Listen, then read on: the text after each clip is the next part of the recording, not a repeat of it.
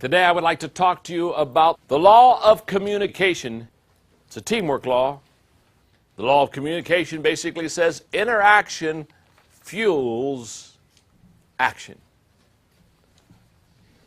I want you to read carefully with me. Stay with me right in your notes. The two words, information and communication, are often used interchangeably, but they signify quite different things. Information is giving out. Communication is getting through. And there's a world of difference between those two. The law of communication that basically says interaction fuels action is not just sending memos to your office.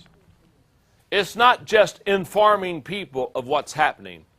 It's more than just giving out. It's getting through. Isn't this true?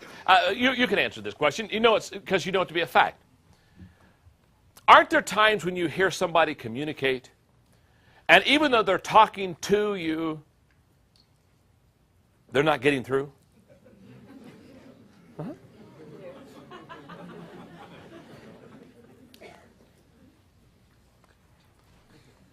I mean, haven't you just listened to somebody speak sometimes? And I mean, your mind just goes grazing.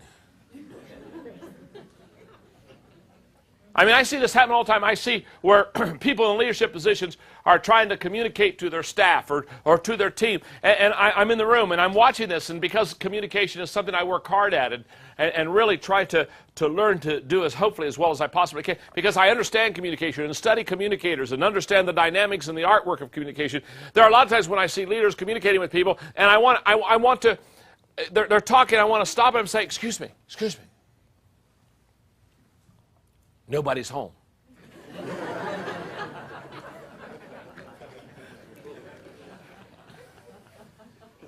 Now this is going to really show my age. You won't remember. Do any of you remember the Gong Show? Oh, you do.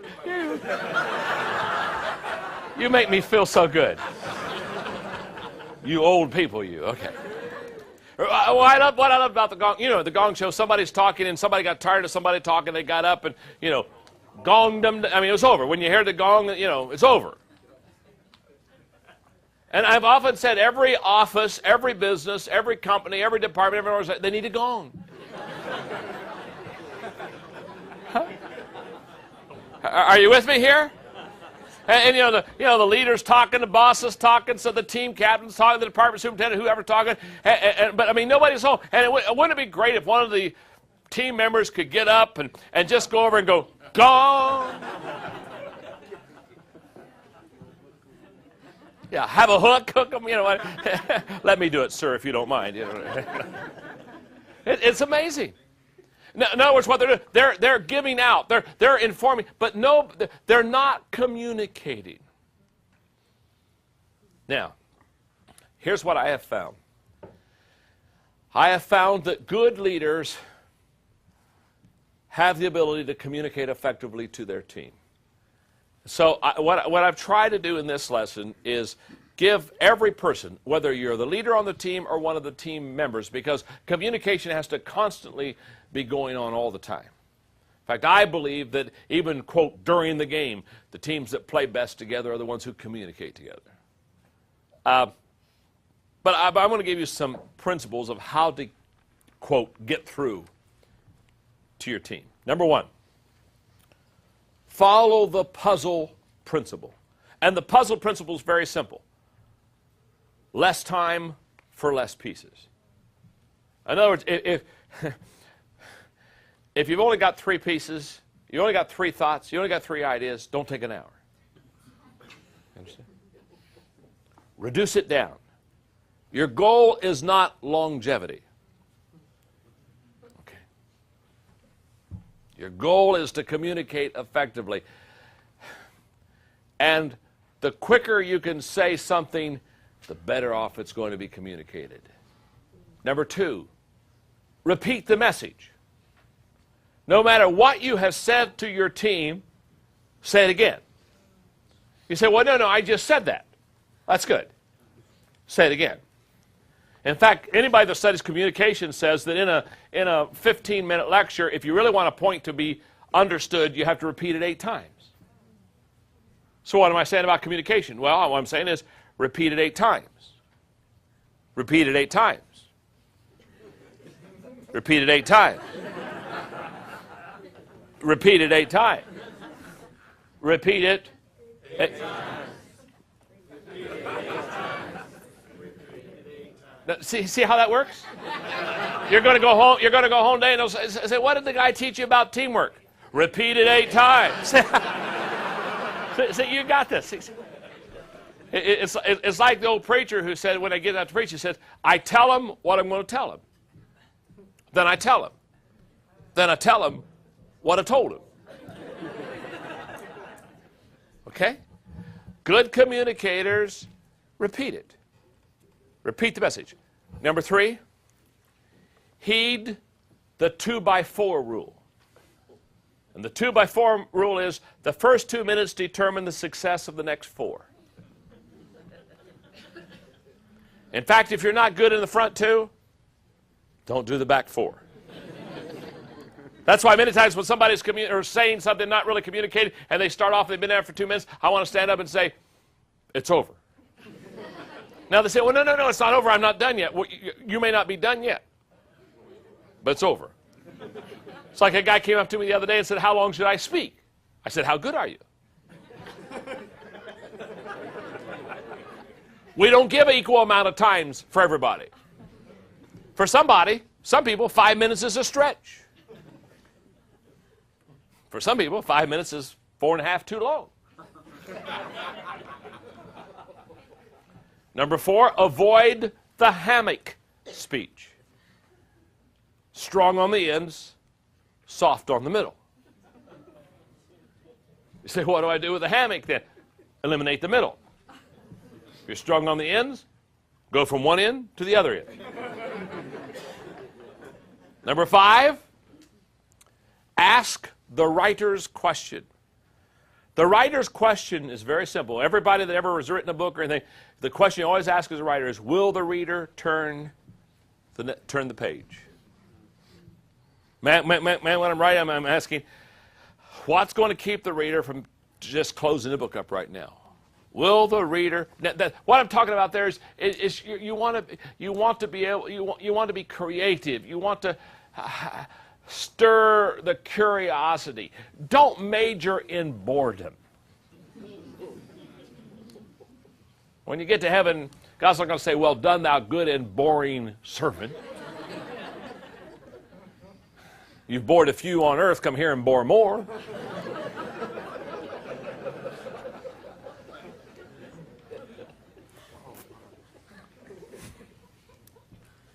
Number 6. Place a 10 on your teammates' heads. And here's why. You will communicate to people based on your belief in people. That's a fact. If I honestly think that I'm talking to you, and if I honestly feel that you're a 2, I'll communicate to you like you're a 2. I'll talk down. I'll probably be condescending. I will not be at all inviting. I will probably short-circuit the whole deal. So, how do you avoid that? When you talk to people, see them not as they are, see them as they can become. Communicate to people not based upon present production. Communicate to people based on future potential. See them as they could be. Put a 10 on their heads. Number 7, live the message. Because people do what people see. Here, hey, don't try to export what you don't have. Nothing is worse than any leader getting up in front of the team that they're trying to lead and trying to pass on values to the team that they don't have. Or to pass on priorities to the team that they don't keep. Don't go there. If you don't live it, don't teach it. Number 8, keep it simple. Please keep it simple. Remember, my name is John. I'm your friend. Keep it simple. I read this the other day. This is so typical of too many people. I fully realize that I have not succeeded in answering all of your questions. Indeed, I feel that I have not answered any of them completely. The answers I have found only serve to raise a whole new set of questions, which only lead to more problems, some of which we weren't even aware were problems. To sum it up, in some ways I feel we are as confused as ever, but I believe that we are confused on a higher level.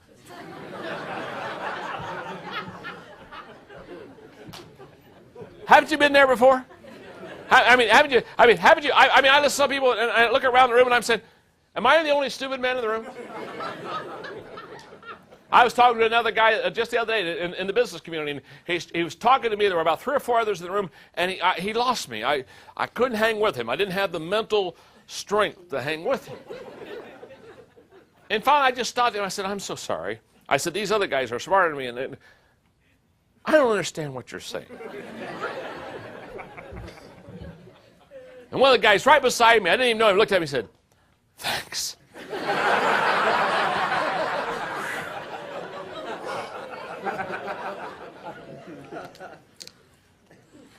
This is one of my favorite.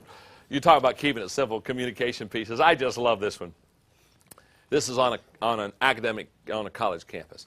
President to academic vice president. Just listen to this. Okay. Next Thursday, Halley's Comet will appear over this area.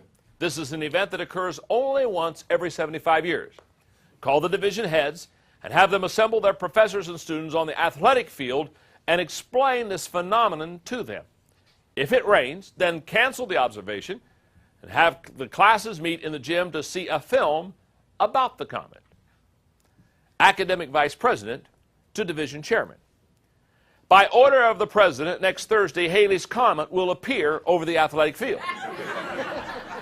If it rains, then cancel classes and report to the gym with your professors and students, where you will be shown films, a phenomenal event which occurs once every 75 years. Division chairman to the professors. By the order of the phenomenal president, next Thursday, Halley's Comet will appear in the gym.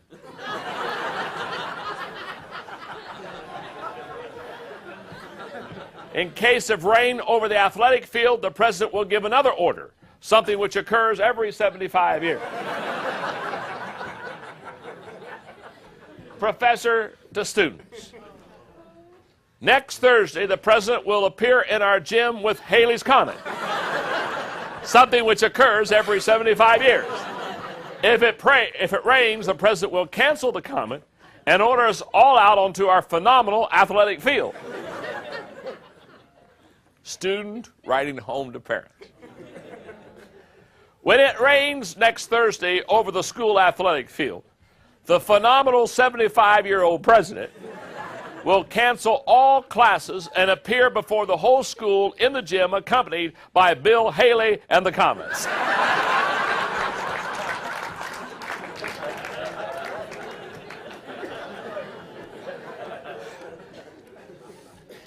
I've often said to people that communicate and teach and lead, I've often said that if they ever get bold, what they ought to do when they're finished communicating is before they let anybody home, ask somebody just to stand up and in a 1-minute synopsis, tell them what they just told everybody.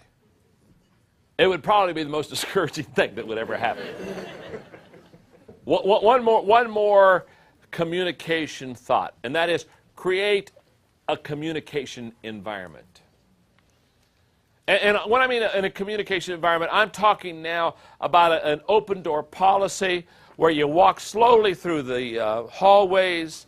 I've always tried to be open, free, available, ready, hang around, just listening, easily entreated. People can come and talk. Okay. Law of communication question, the test you can take on your own. But it's a great test for you and the team leader as far as communication is concerned. The law of communication question, how would my team members answer the above questions about me? Take it and score yourself.